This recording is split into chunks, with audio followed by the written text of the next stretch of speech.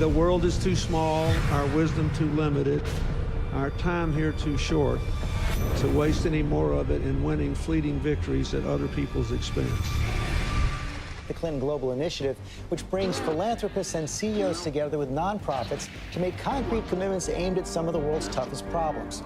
Almost 10 years in, they have leveraged billions of dollars in assistance in more than 180 countries. CGI was designed to tackle big global challenges in bite-sized pieces, with the conviction that regardless of size or scope, our problems will yield to concerted action and innovative partnerships of individuals, NGOs, businesses, and governments.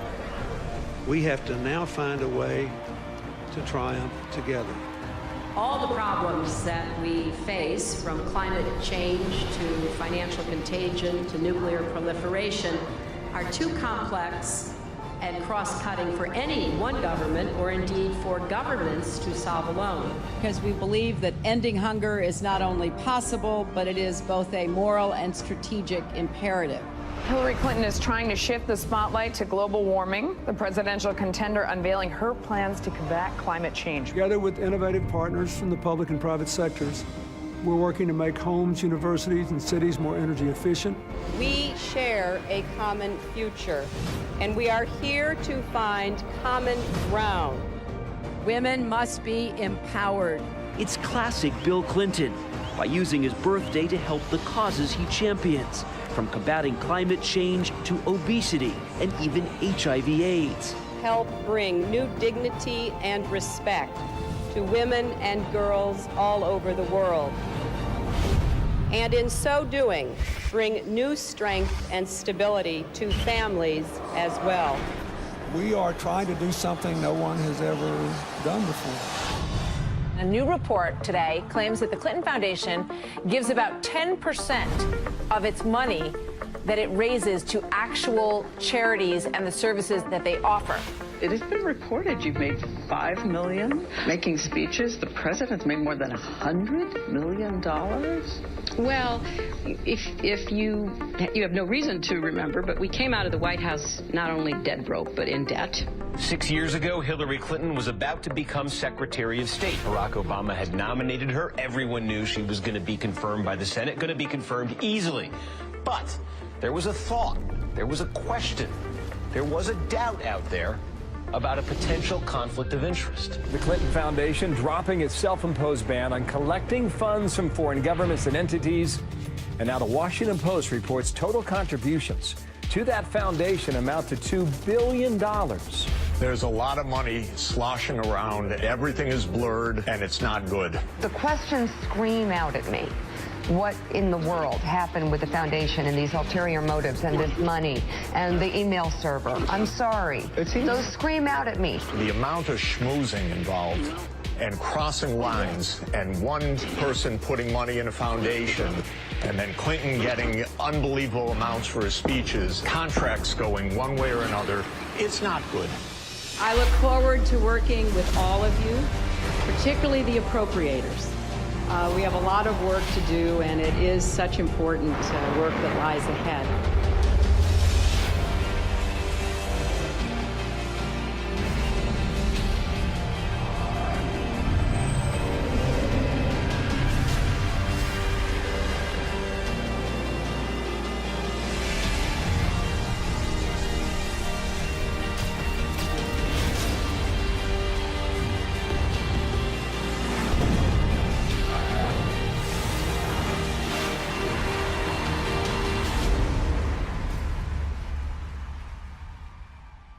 We did this with a very simple strategy.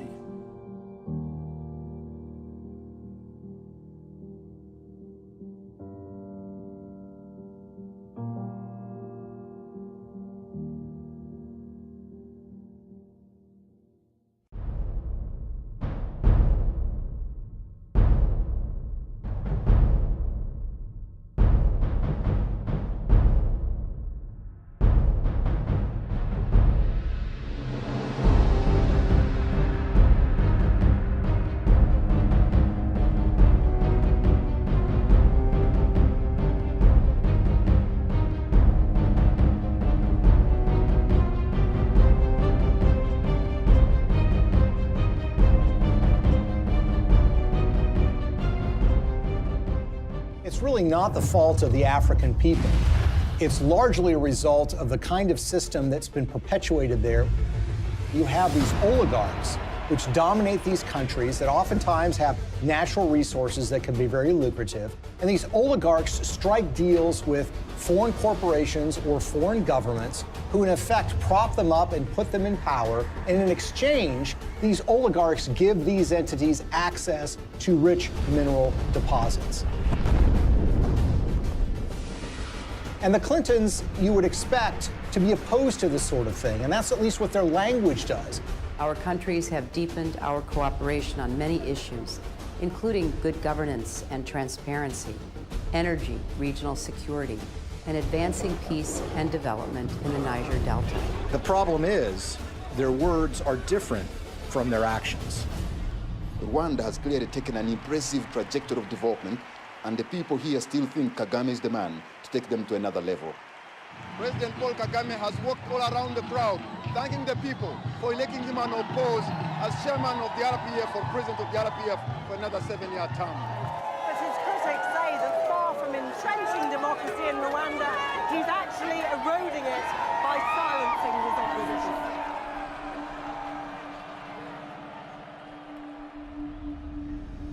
Paul Kagame has been praised by Bill Clinton and the Clinton Foundation.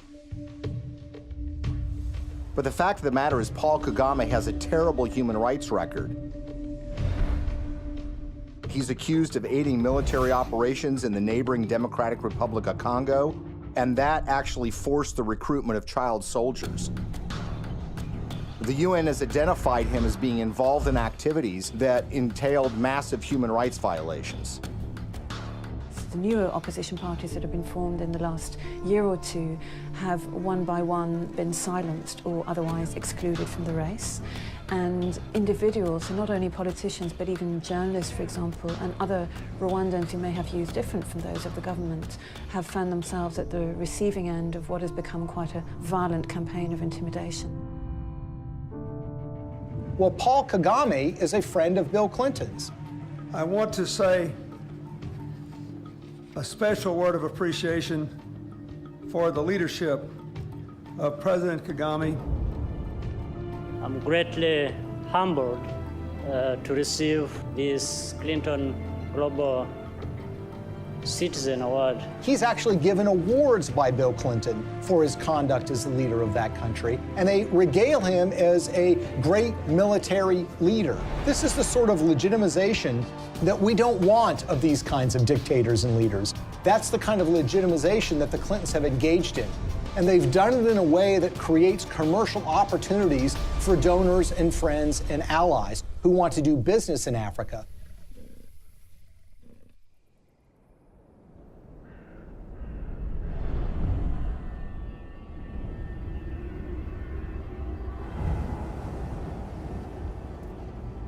Business in Africa means you're dealing with dictators who are going to give you access to, say, mineral rights or oil drilling rights, but you're going to have to pay them off. The Clintons partner with foreign entities who want access to Africa, and specifically mining companies or energy companies who need to get concessions for access to oil or natural gas or the rights to mine for gold. Those two make a powerful alliance because these companies will give money to the Clintons, either in the form of speaking fees or in the form of donations to the Clinton Foundation. And the Clintons will then, in effect, do their bidding before the halls of power and corridors of power in Africa. And they will go to foreign governments and encourage them to do business with individuals who are putting money in their pocket. And this leads to some amazing fits of behavior that, in a way, are just reminiscent of 19th century colonialism. A perfect example of this is Ambassador Joe Wilson. Joe Wilson is a longtime friend of the Clintons. In fact, he endorsed Hillary Clinton in the 2008 presidential election. And it was also thought that he might become a senior official in Hillary Clinton's State Department. But the fact of the matter is Joe Wilson was up to something far more nefarious during Hillary Clinton's tenure as Secretary of State. In 2009, shortly after she became Secretary of State, when Wilson was the vice chairman of a company called Jarge Capital, they took out a 50-year lease on 400,000 hectares in South Sudan. South Sudan was in the middle of a civil war, and this lease was actually signed with warlords who were involved in the civil war. These individuals who were engaged in massive human rights violations, including the massacre of opponent tribes. And basically what Joe Wilson was engaged in was something called investing in sovereignty changes. They were basically cutting deals, lucrative deals, worth potentially hundreds of millions of dollars with these warlords. And the expectation was simple. These warlords would take power, then they would give them access to these lands where they could make huge amounts of money exploring for natural gas, exploring for oil, and for mineral rights. Ambassador Joe Wilson isn't the only Clinton friend and foundation donor who was working in war-torn countries. Swedish mining investor Lucas Lundin has pledged $100 million to the Clinton Foundation. He did that in 2007. And his most lucrative mining operations are in the war-torn country of the Democratic Republic of Congo.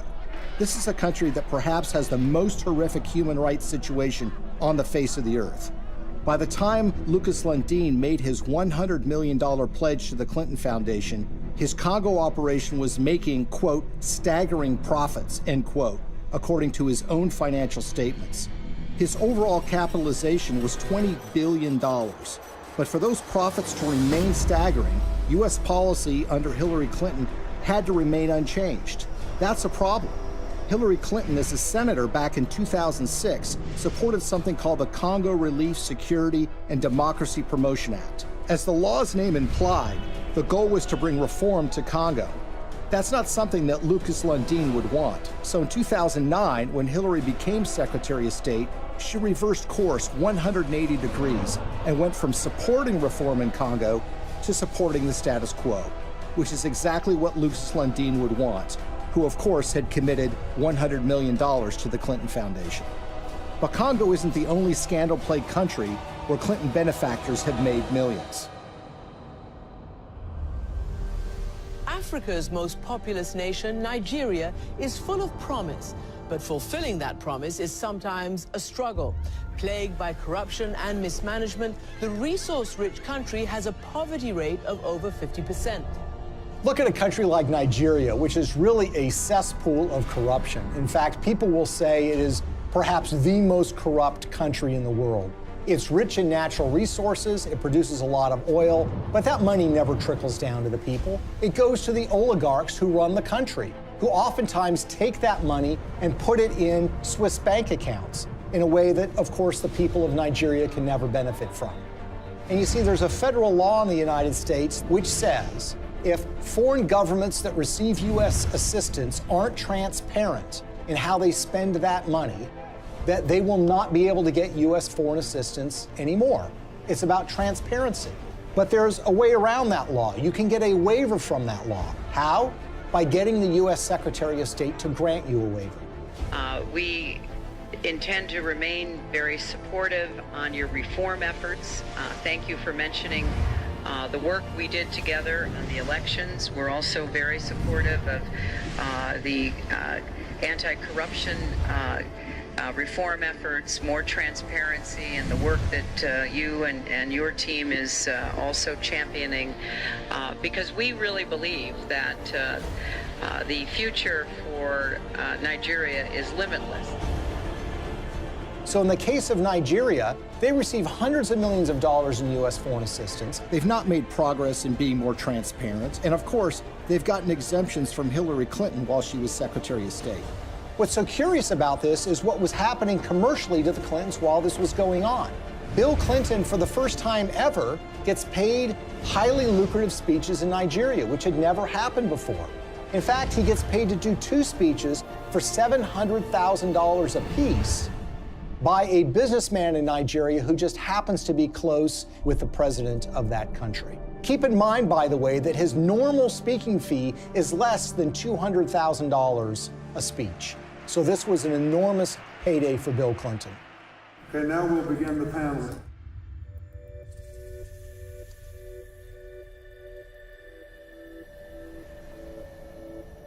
One of the pinnacles of power in that country is a gentleman named Gilbert Chagoury.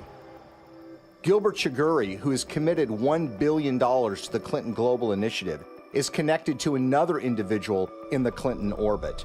That would be Mark Rich, the billionaire who was on the FBI's 10 most wanted list that was suddenly and surprisingly pardoned by Bill Clinton in 2001. Mark Rich, you might recall, is somebody who was trading oil with the Ayatollah Khomeini of Iran at the same time that the Ayatollah was holding 50 Americans hostage. He also had a long history of busting UN sanctions by trading oil with the apartheid regime in South Africa and a whole host of other nefarious governments. Well, Gilbert Chagoury, the high Clinton donor, was business partners with Mark Rich. Together, they sopped up oil assets in Nigeria and sold them on the oil market for the benefit of a corrupt individual who was leading Nigeria at the time, named General Abacha. Abacha smuggled, by some estimates, $4 to $8 billion out of the country and put them in European bank accounts. Gilbert Chagoury was indicted and convicted in Europe for helping him to do that. He was charged for aiding and abetting a criminal enterprise and on money laundering charges. And the suffering that ends up being done here is by the people of Nigeria, who see their leadership getting a pass from the United States. The elites in those countries are getting rich, the Clintons are getting rich, and the money somehow never trickles down to the people of Nigeria. Sadly, this theme of resources not trickling down to those most in need is a common one when it comes to the Clintons.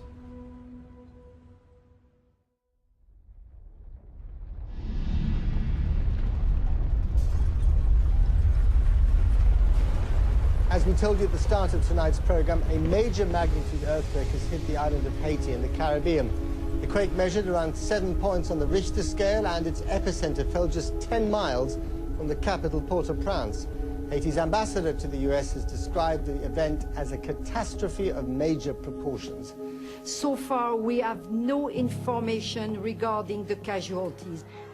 The war is coming to an end! It was a big earthquake. It lasted like 15 seconds, I think.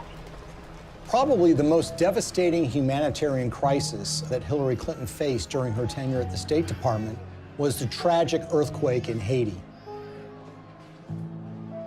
It happened in January of 2010, and literally in a matter of seconds, 250,000 people were estimated to have died, and a large portion of the Haitian infrastructure and economy was just decimated.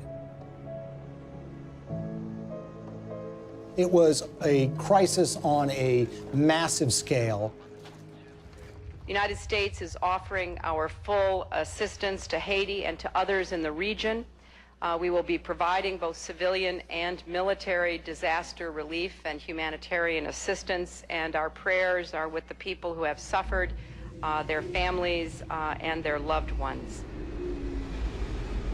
In the days and weeks that followed the earthquake in January of 2010, Hillary Clinton made visits to Haiti.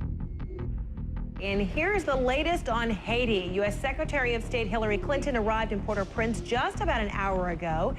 She is the highest-ranking U.S. official in Haiti right now since Tuesday's earthquake. She's meeting with Haitian leaders and international officials to discuss the rescue and relief efforts. In fact, on her first visit, which occurred days after the earthquake, they literally had to stop traffic going in to the airport at Port-au-Prince. There, of course, were relief supplies that were being flown in, but that traffic was stopped so the Secretary of State could come and assess the damage. There is a perception, and there have been complaints or reports of bottlenecks, that there's a lot of aid coming in, but it's very hard to get it out to the people who need it. That's just not true. The aid is coming in, we're getting it out, there's just not enough of it yet. She flew in with her political aides on a large federal airplane. She landed at the airport. She made a large press conference, made statements about her commitment to rebuilding this country, and then she was soon whisked away, headed back to Washington, D.C. Theirs is a city in ruins, a country which can do little but wait for help to arrive. The international community responded in the way that you would expect it to. That is, large amounts of money were committed, up to $13 billion from international relief organizations. And of course, you had the official role of the State Department, which would be point on U.S. taxpayer dollars going to Haiti, for the purposes of relief. I want to assure the people of Haiti that the United States is a friend, a partner, and a supporter. Hillary Clinton's State Department would oversee the reconstruction effort, with Chief of Staff Cheryl Mills responsible for the allocation of U.S. tax dollars through USAID. And Bill Clinton, already appointed Special Envoy to Haiti for the United Nations, was named co-chair of the Interim Haiti Recovery Commission, along with a former Haitian Prime Minister. I hope it will be rebuilt in a much stronger and more sustainable way, and I think the Haitians want that. So this was clearly a Clinton operation from the beginning. Now, the Haitians had their own ideas about how best to rebuild their country. They wanted new roads. They wanted buildings rebuilt. And that's what you would expect. This is how you recover from an earthquake. The problem is that the Clintons had their own agenda, the interests of major donors who had a vested interest in spending that money in Haiti in ways that would benefit them. And so you immediately had this clash between the Haitians and the Clintons. And Haitians complained almost immediately that they were shut out of the decision-making process, that it was really Bill Clinton and a few of his friends that were calling the shots in the IHRC. And they made some monumentally bad decisions that not only didn't benefit the Haitian people, but ended up putting money in the pockets of major Clinton donors who had economic stakes in Haiti. We have been united behind a single goal: making investments in this country's people and your infrastructure. So it's a classic example of what some people call disaster capitalism. Disaster capitalism in that a natural disaster creates opportunities for rebuilding to take place, but also for self-enrichment to take place. And if you look at the Clintons and the promises that were made and the results that actually followed, it is a tragic story of crony capitalism gone awry.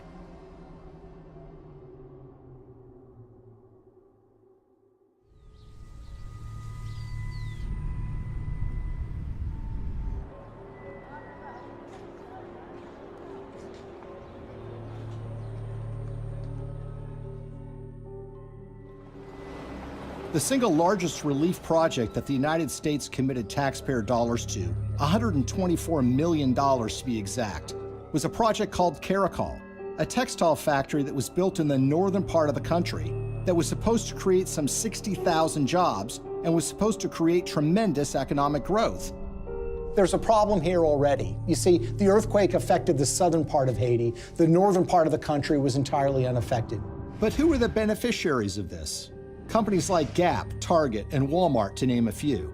The Caracol factory was built, but it didn't create 60,000 jobs. It created barely 5,000 jobs. But the major American companies who got textiles tariff-free, made at low wages, benefited enormously. And the end effect on the Haitians was very, very minimal.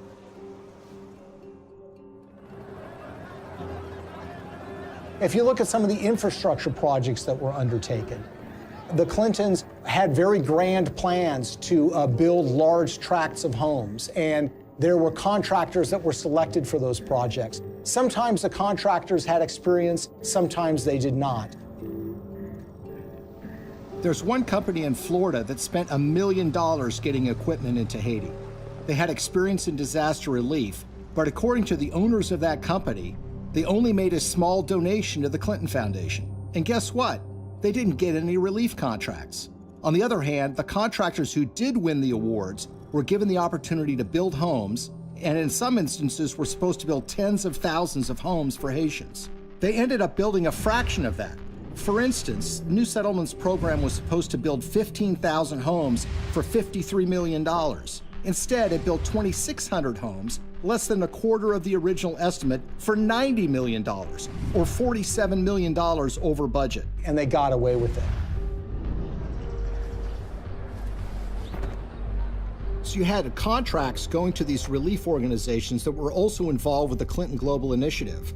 And you had this one organization, Dahlberg, that was supposed to do an assessment for relocating people that suffered from the earthquake. They determined that people should be moved to a site that happened to be on a cliff that was highly unstable. USAID's Inspector General reviewed Dahlberg's recommendations and found them basically unusable. One member of the USAID shelter team was quoted by Rolling Stone magazine as saying that the recommendations were so bad, it looked like the team never even got out of their SUVs. Another person said that only one of the people that was sent to Haiti by Dahlberg actually spoke French. Telecom mogul Dennis O'Brien is one of the world's richest people, and he's finding opportunities in the poorest country in the Western Hemisphere.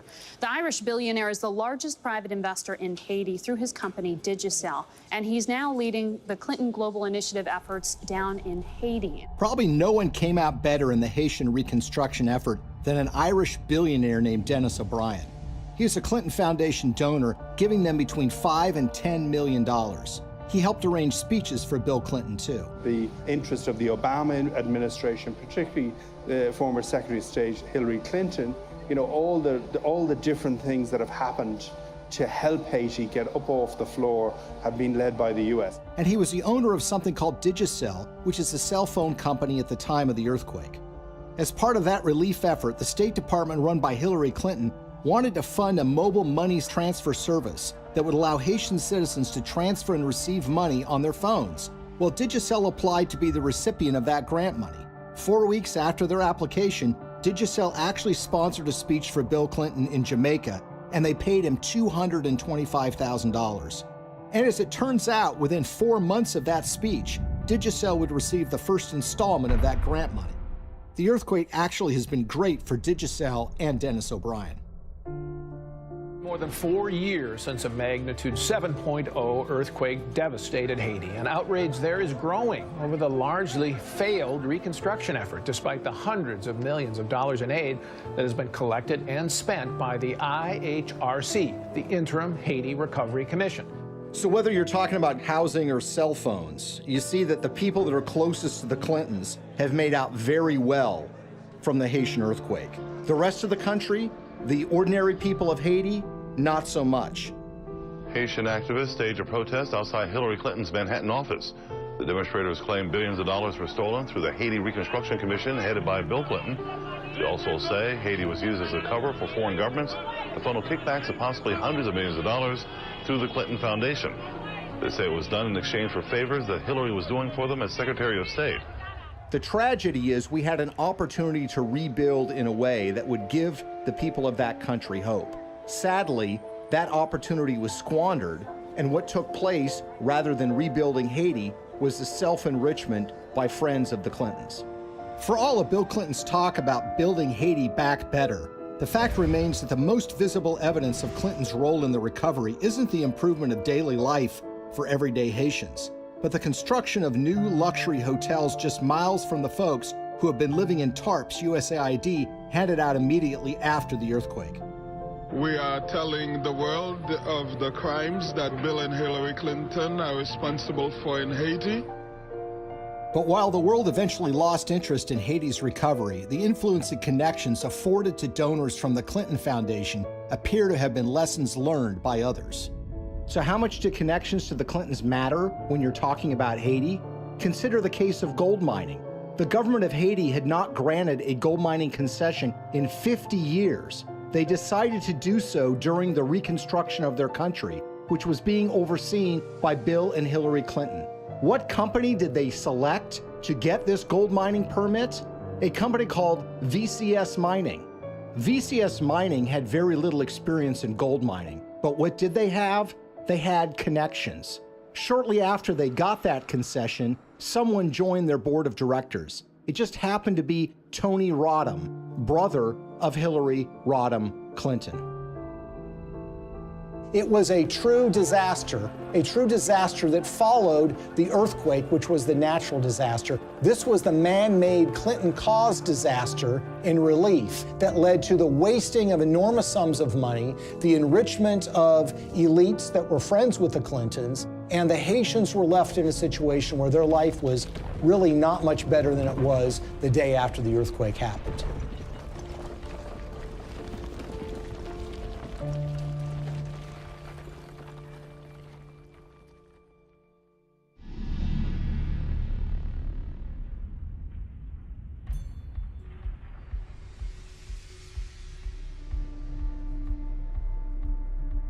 an ambitious pipeline is firing off a war of opinions. Environmental activists marched in Washington today to protest plans for the Keystone XL oil pipeline. A $7 billion project to transport 800,000 barrels of tar sands oil a day from Canada down to the Gulf Coast. In Washington, a showdown on the Senate floor today over the Keystone XL pipeline. The vote to approve the controversial project has big political implications. The pipeline would create 20,000 jobs, but opponents say the environmental risk is too great. One of the touchstones of the climate change debate has been the Keystone XL pipeline. It's designed to carry oil from Canada through the United States to refineries in Louisiana and in Texas. The environmental movement has wholeheartedly rejected this deal from the beginning because they believe that it's going to further contribute to the problems of climate change. Pipeline. 1. We are the people. 2. You can't ignore us. 3. Now, you would think that the Clintons would be opposed to the Keystone XL pipeline deal because of those concerns. And perhaps they might be, except for one or two problems, or should I say 1 or 2 million problems. You see, when Hillary Clinton became Secretary of State in late 2008, there was already an issue related to the Keystone XL pipeline sitting on her desk. She was going to have to sign an environmental and economic impact statement and decide whether the Keystone XL pipeline should go forward.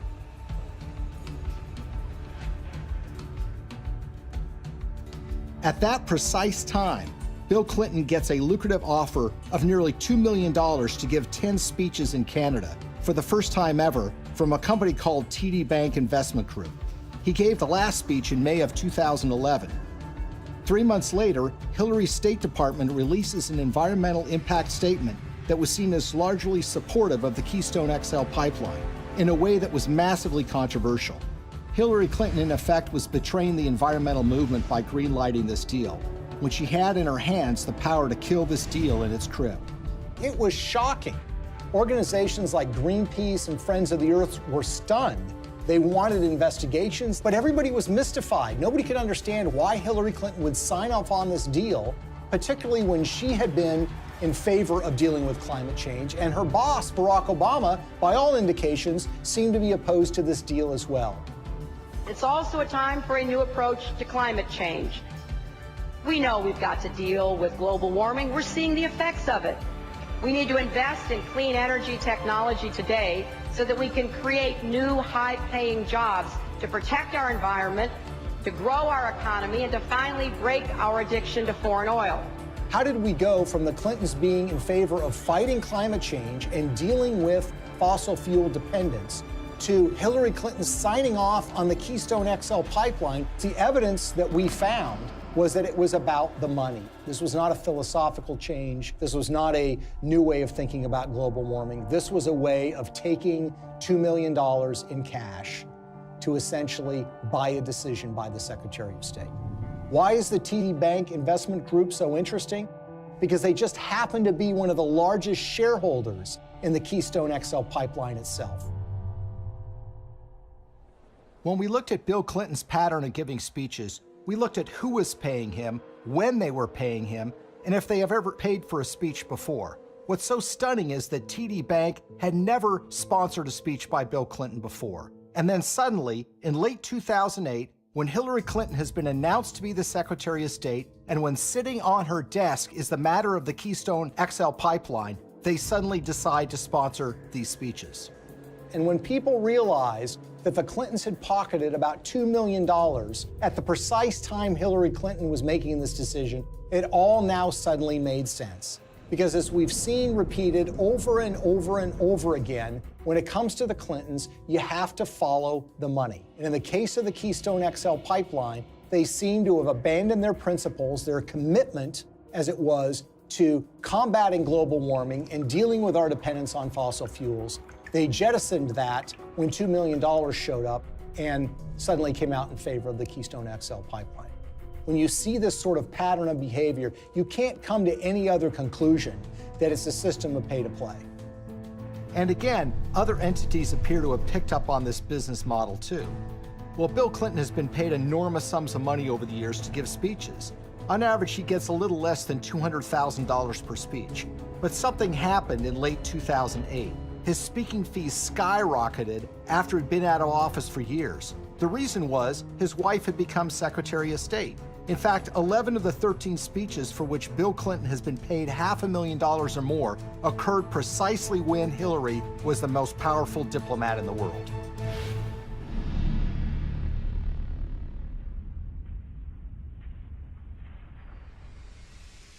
You will never contribute to an organization that will give you a higher probability of having your good intentions turn into real positive changes in other people's lives. That will give you a better chance than what you've done here tonight. His single biggest speech payday came from the Swedish telecom company Ericsson, and it's a very, very unusual and troubling story. Now, Ericsson is a Swedish telecom company that in 2009 and 2010 was in trouble with Hillary Clinton's State Department because Ericsson was selling a lot of telecom equipment to Iran, to Belarus, and to other oppressive governments, about which the State Department was concerned. Ericsson risked being put on a list by the federal government in the United States for trading with an enemy state.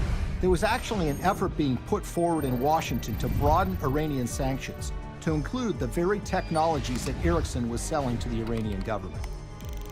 So it's against this background that Ericsson decided now might be a good time to hire Bill Clinton to give a speech. They had never paid for a speech by him before, and they decided to go in big, $750,000 for a single speech. 7 days after he gave that speech, Hillary's State Department came out with a statement which said, "We are not going to broaden sanctions on Iran to include technologies like telecom.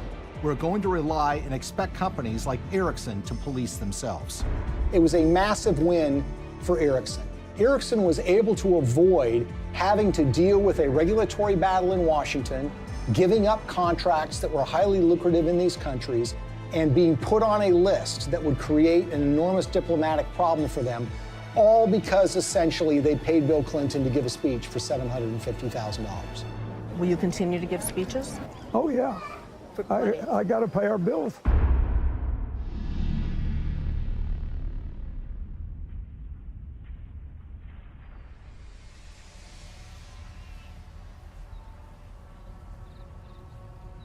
So the question is, why do we see the Clintons reversing decades of policy positions that they've held so closely on issues like human rights and environment? And a big clue comes from the folks that are giving the Clinton Foundation literally tens of millions of dollars. And one, if not the biggest donor to the foundation, is a Canadian named Frank Giustra. Giustra is in the mining business, hardly something you'd call environmentally friendly. And he has interests all over the world. And he used his relationship with the Clintons to benefit those interests, regardless of the environmental concerns. A great example of this is what happened in Colombia. What's so interesting about the relationship that the Clintons have with Frank Giustra is they tend to show up in these foreign countries together at the same time. Frank Giustra's made billions of dollars over the years in the so-called penny stock market in Canada, which is highly open to manipulation. He's been very successful in this area. Now, the Vancouver Stock Exchange is not like the New York Stock Exchange in the United States. This is a stock market or an exchange that is dominated by penny stocks, made up of a lot of natural resources stocks. It's sort of the wild, wild west of investing.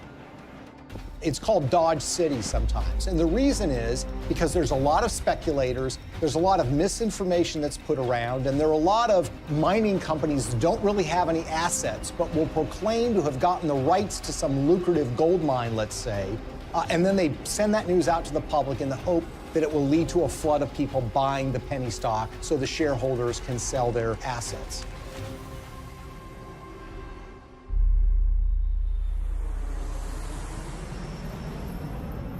So in June of 2010, Bill Clinton and Frank Giustra fly to Bogota, Colombia. And who arrives there at roughly the same time? Secretary of State Hillary Clinton. The big thing from the news conference was where Bill and Hillary were dining the other night in Bogota. I had a chance to talk to about her dinner experience in the Zona Rosa, and here's what she had to say. Dinner was good? It was excellent in every way. So it was like eating in the States, but eating in Bogota. Well, it was a real treat to be in Bogota and to be with people who love this city so much, including my husband. Now, in her memoirs, Hillary Clinton says that this is just a happy coincidence. But when you see what follows, you realize that this is no coincidence. The following morning, Bill Clinton has a breakfast meeting with the outgoing president of Colombia, President Uribe. Then, like a tag team, Secretary of State Hillary Clinton has a noon lunch meeting with him, and she grants him several favors, including technical agreements that the Colombian government wants. In the days that follow, something dramatic happens. Frank Giustra has 3 companies that get major concessions from the Colombian government: Pacific Rubiales, Petroamerica, and Prima Colombia Properties. One of those, Prima Colombia Properties, gets a concession to cut timber in a rainforest in Colombia along the Pacific coast. And that timber is not intended to export to the United States, but is intended for export to China. There's an outrage and upset environmentalists who realize what's going on, and eventually that permit is yanked by a future president of Colombia, but not before Frank Giustra's company is able to profit from cutting down these rainforests, which again is a behavior that runs so contrary to what the Clintons profess to be in favor of. We all know that in order to build low-carbon economies of the future, we need sustainable forests. I also know the future of our planet depends on healthy, standing forests. They have talked about the problems of deforestation. They've talked about the problems of the need for successful growing forests to mitigate carbon dioxide in the air. And yet, when this commercial opportunity was presented to a major donor of theirs, they seemed to be very much supportive of that and, in fact, helped to get him those concessions. He deserves the credit for this. This was his idea, not mine, and he raised the money. And it's an astonishing achievement. My job is to make sure that it's not in vain, that he gets the return on his investment and his compassion and his commitment. The Clintons appear to have changed their stance on issues even more significant than the environment, in ways that benefit those who have put money in their pockets.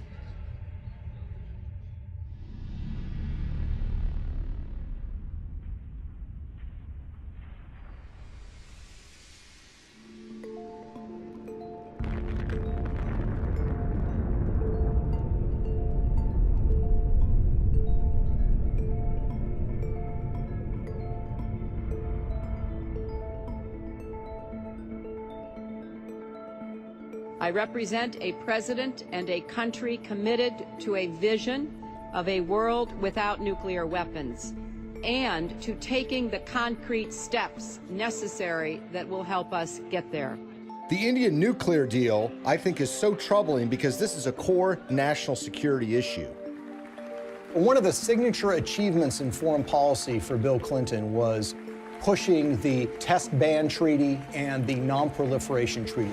Today in New York, the United Nations General Assembly voted overwhelmingly to adopt the Comprehensive Nuclear Test Ban Treaty and open it for signature later this month. The NPT has been sort of the holy grail when it comes to nuclear disarmament, something that the Clintons have been supportive of, not just for years, but for decades. That was all thrown asunder in 1998 when the Indian government tested nuclear weapons underground. India's action threatens the stability of Asia and challenges the firm international consensus to stop all nuclear testing. These were tests that truly shocked the world. Even the CIA was not aware that these tests were about to take place. Clinton's reaction was volcanic. He felt betrayed by the Indian government. And as a result, he imposed sanctions on India, essentially saying, you're not going to get access to U.S. nuclear technology until you sign the NPT, the Non-Proliferation Treaty. In 2005, the Indian government wanted to get these sanctions lifted. Not only do they have an interest in expanding their civilian nuclear base, they live in a neighborhood where some pretty tough customers and rivals have nuclear weapons themselves. First of all, you've got Pakistan, which is right next door, which is widely believed to have nuclear weapons. And then you have China, a longtime rival of India, which has a nuclear arsenal. The Clintons said that they were in favor of giving the Indian government some access, but the problem is it didn't go nearly as far as the Indian government wanted. So in 2005, they started making donations to the Clinton Foundation. This morning, yet another shady donation to the Clinton Foundation has surfaced, this time tied to a donor from India, apparently a friend of Bill Clinton. We're talking about tens of millions of dollars from Indian interests flowing into the Clinton Foundation. And we're talking about at least hundreds of thousands, if not millions of dollars in speeches that Bill Clinton was paid by interested parties in the Indian nuclear deal. Amar Singh, according to Clinton disclosures, has given between $1 and $5 million to the Clinton Foundation in the push to get them to support Indian access to nuclear technology. He's a member of parliament who has gotten in fistfights on the floor of the parliament, who's been charged with bribing members of parliament to get certain pieces of legislation passed. You see, the problem is when you ask Amar Singh, he says it wasn't my money. I don't have that kind of money. I couldn't have given him that amount of money. And in fact, when you look at Indian public records, you see that Amar Singh doesn't have a net worth anything close to being able to give that amount of money. So where did the money come from? Well, sometimes the most obvious answer is the correct one. Sant Chantwal is an Indian businessman who has been close to the Clintons for years. He pledged to raise $5 million for her 2008 presidential campaign. And Bill Clinton was at his son's wedding. They actually named him as a trustee of the Clinton Foundation. When Hillary Clinton was first running for the Senate in 2000, Sant Chantwal was in trouble with a federal agency called the Federal Deposit Insurance Corporation. He basically owed them millions of dollars from unpaid loans. Well, in 2000, Chantwal throws a fundraiser for Hillary Clinton, and he brings in $500,000. A few months later, with Bill Clinton still president of the United States, Sant Chantwal's case with the FDIC was abruptly settled for a mere $125,000. So basically, the federal government got pennies on the dollar. He would actually go on to plead guilty for funneling $180,000 in illegal campaign contributions to Hillary Clinton, among others. And no one seems to have made the connection. Well, maybe one reason no one made the connection is because the Clinton Foundation mysteriously erased any mention of Sant Chantwal from the website once he had admitted to his illegal activity. So here we are years later, and we've got this donation in a guy's name who swears he didn't actually make the donation. And you've got this longtime Clinton benefactor who actually gets the highest civilian award in India because of his role in changing Hillary Clinton's mind on this nuke deal. Sant Chantwal says he's worked with everybody and even laid the foundation of the Indo-US nuclear deal. So the Indian government says that they've given you this award for your role in pushing the Indo-US nuclear deal forward. How exactly would you describe the role you played in this? Well, I can tell you Indian nuclear power deal. If you look at it, I'm the first one. I laid the foundation. On the eve of the vote in 2008 to approve Indian access to U.S. civilian nuclear technology, Amar Singh, who barely knows Hillary Clinton, had a 2-hour meeting with her where they discussed the Indian nuclear deal. Amar Singh says that the dinner meeting resulted in her telling him that she was supportive of the deal and that she was making efforts to make sure that the deal did get through. And lo and behold, by 2008, Hillary Clinton was fully in support and in favor of this policy in a way that was a complete reversal of the position that she had taken before. In other words, the flow of money had led the Clintons to change their positions on the Non-Proliferation Treaty, and specifically, India getting access to U.S. nuclear technology. This was a decision that was wholly out of step, wholly inconsistent with a progressive liberal agenda. Hillary Clinton made a decision of reversing her previous position after the flow of funds to the Clinton Foundation, and her husband gave some speeches in India. But this wouldn't be the last time Hillary reversed herself regarding nuclear weapons technology. Shockingly, Bill and Hillary would end up receiving money from folks that were looking to make something happen a lot closer to home.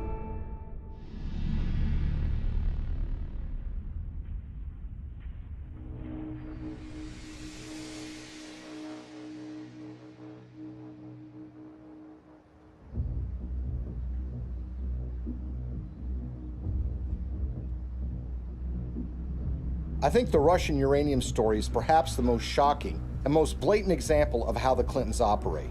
This is a story about the Russian State Nuclear Agency, American uranium, $145 million in cash, and the Clintons.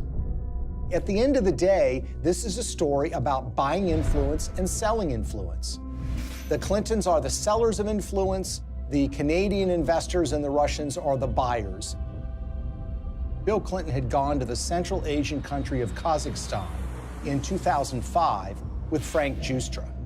Kazakhstan is a country that's been run since the collapse of the Soviet Union by a dictator named Nazarbayev, who shuts down political opposition and tortures political opponents. The ostensible purpose of the visit to Kazakhstan by Bill Clinton was to talk with Nazarbayev about AIDS, HIV. The problem is Kazakhstan really does not have an AIDS, HIV problem. So that explanation really doesn't make sense. What makes far more sense is that Frank Giustra wanted access to very lucrative Kazakh uranium mines. Kazakhstan is one of the largest producers of uranium in the world. Bill Clinton arrives there with Frank Giustra, and they have a series of meetings with Kazakh officials. There's a press conference where Bill Clinton stands with the dictator of Kazakhstan and he praises the human rights record.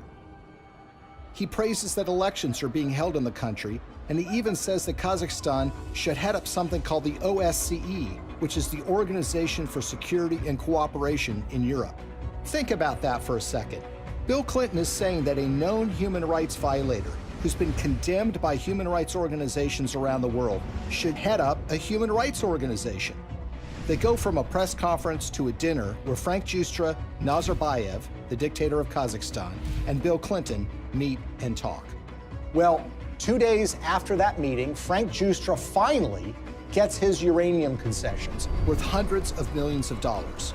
A couple of weeks after that, Bill Clinton gets his $30 million from Frank Giustra, the first payment in what will become more than $100 million in pledges and commitments and donations made by Frank Giustra. So it's really, in a way, a simple story in that they all are walking away from the table with something that they want. Nazarbayev is getting the legitimacy of an ex-president, saying what a nice and kind leader he is. Frank Giustra gets his uranium concession, and Bill Clinton and his foundation get cold, hard cash. Now let's move to chapter 2 of this story, which is even more sinister. You see, the international uranium market is very competitive. The Kremlin sees dominance and control of the uranium market as a source of national power. Frank Giustra takes that uranium concession he got in Kazakhstan and puts it into a company in a so-called reverse merger, which was one way for a private company to go public to form something called Uranium One. It's a company traded on the stock market in Canada, and they start acquiring uranium concessions in places like Wyoming, Texas, New Mexico, and Utah. And by 2009, they have what is expected to be 50% of future uranium production in the United States. This gets the interest of Vladimir Putin and the Russian government. And in fact, there are State Department cables that were leaked through WikiLeaks, which show that Hillary was aware of the fact that the Russians took great care to try to dominate the international uranium market. Well, the Russians want to buy this asset, and they offer a 40% overprice on the share of the stock. And for this transaction to go through, it has to be approved by the U.S. federal government. Why? Because uranium is regarded as a critical industry in the United States. After all, this is used for our civilian nuclear reactors and goes into nuclear weapons. So it goes before the federal government where it needs to be signed off by a series of federal agencies, including the Secretary of State, Hillary Clinton. As Hillary Clinton is contemplating this, shareholders in Uranium One, including Frank Giustra, have sent more than $145 million to the Clinton Foundation. The chairman of that company at the precise time is a guy named Ian Telfer, who is also making donations to the Clinton Foundation, as is Frank Holmes, who is another major Uranium One shareholder. And Hillary Clinton, who has a record of opposing precisely these kinds of deals, comes out and says, you know what, I think this is a good deal. Let's let Vladimir Putin take control of what is now 20% of U.S. uranium production. Bill Clinton and Hillary Clinton are the only figures in American politics who are willing to do this deal and who could actually pull it off. because they had a reputation that runs so contrary to what they're doing. I mean, this is what the Clinton Foundation does, right? This is what they talk about politically, their support for human rights, their concerns about proliferation, their concerns about issues related to Russian aggression. There's no doubt that when Putin came back in and said he was going to be president, that did change the relationship. We have to stand up to his bullying. And what's so interesting when you consider this uranium deal are the actions of a small Canadian investment firm called Salida Capital. Salida Capital, in 2010, as this deal was going down, committed to give millions of dollars to the Clinton Foundation, and they also sponsored a speech by Bill Clinton in Canada. Salida Capital is also the name of a wholly owned subsidiary of Rosatom. Who is Rosatom? Well, this is the government agency in Russia that controls their nuclear arsenal, that built nuclear reactors in Iran, and engages in nuclear technology exchanges with rogue countries like North Korea. What this means, in essence, is that the Russian government, specifically Rosatom, was funneling money through a subsidiary directly to the Clinton Foundation. But the payday didn't end there. 4 months before Hillary Clinton's State Department would sign off on the Russian purchase of uranium-1, Bill Clinton got paid $500,000 to give a single speech in Moscow. He was being paid by a firm called Renaissance Capital, which has a long history of association with Russian intelligence services. What makes this speech stand out is not only the timing of when he's being paid, but the amount that he's being paid. You see, the last time Bill Clinton gave a speech in Russia was 5 years earlier. At that time, he was paid about 1/3 of what he was being paid this time. Why is Russian control of 20% of U.S. uranium so troubling? If you're in an era where nuclear weapons are a reality, where nuclear energy is an important component of energy production in the United States, and increasingly around the world, control of uranium is absolutely crucial. And unlike oil or natural gas can be found in so many places around the world, there are precious few places where you can find significant and large amounts of uranium that you can produce on a commercial scale. What we've essentially done is handed this precious resource to Vladimir Putin and the Russian government. They're not only engaged in aggression in places like Ukraine, but they've been very aggressive in fighting American interests around the globe. Russia's not an ally. Russia's not a friend. Vladimir Putin's Russia is a rival of the United States, and yet we've given them control over this precious resource. Uranium, the key mineral in nuclear generation, is a domestic resource. This is what's going to power America.